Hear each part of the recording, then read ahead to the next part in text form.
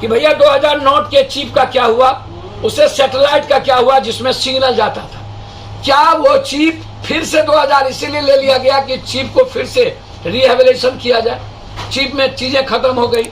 दूसरी चीज, क्या घर में अनाज से लेकर तसला, बैलन, पर्दा, टेबल, कुर्सी, पुराने सारे कपड़े हम लोग वापस कर दे कि रखते हैं, ये भी आप हमको बता दीजिए। इसको भी गोदी मीडिया बोलेंगे कि मास्टर स्टॉक है। क्या मोदी जी तानाशाही से देश चलेगा कि समझदारी और ईमानदारी से? किससे देश चलेगा?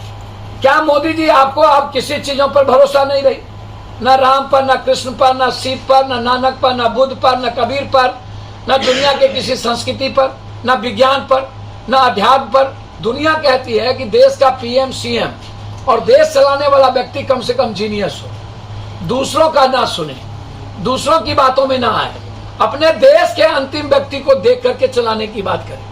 बहुत क्लियर है। और इसमें बार बार ये कहना, ये सबसे ज्यादा वार किस पर है? जिसने मोदी जी को सबसे ज्यादा, अब ये वार जो गडकरी जी पर भी है, ये वार जोगी जी पर भी है। मोदी जी के लिए जो जो थ्रेट है, अब इंटरनल हो या एक्सटर्नल, अब सितंबर तक इन्होंने दिया है कि इसको जमा करिए, और सितंबर के बाद अक्टूबर में चुनाव है, आचार संहिता लग जाएगा 3 स्टेट का। ये आप पूरी दुनिया को, अगले बार भी चुनाव, अब 16 में, 19 में चुनाव था, और इस बार भी आप 25 में चुनाव है विधानसभा की, 24 में, और आप अभी नाटक कर दिए। तो क्या देश इस तरह चलता है? देश क्या मदारियों से चलेगा? देश बाजीगरी से चलेगा? देश आम आदमी की जिंदगी कैसे बचेगी, उससे चलेगा। जाली नोट इक्वल हो गया, क्या हुआ? काला धन वापस कब आएगा? आतंकवादी गतिविधि क्यों बढ़ गई? और भ्रष्टाचार दुनिया के प्रचंड पर क्यों चला गया? नोटबंदी के बाद महंगाई इस देश की जिंदगी को नासुर क्यों बना दिया? नोटबंदी के बाद इस देश की बेरोजगारी दुनिया में सबसे ज्यादा क्यों बढ़ गई?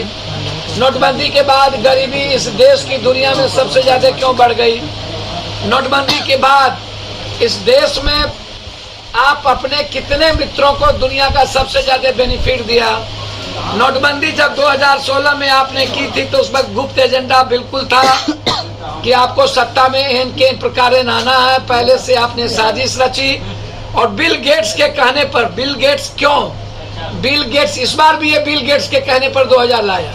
बिल गेट्स चाहता है कंप्लीट हर चीजों को डिजिटल कर देना दुनिया में, ताकि उस इन बाहर के लोगों को भारत की एक एक चीज कब्जा में करके रखने का उनका जो प्लान है डिजिटल मीडिया का, डिजिटल, वो बिल गेट्स उसमें पूरी साजिश उसमें रच ली।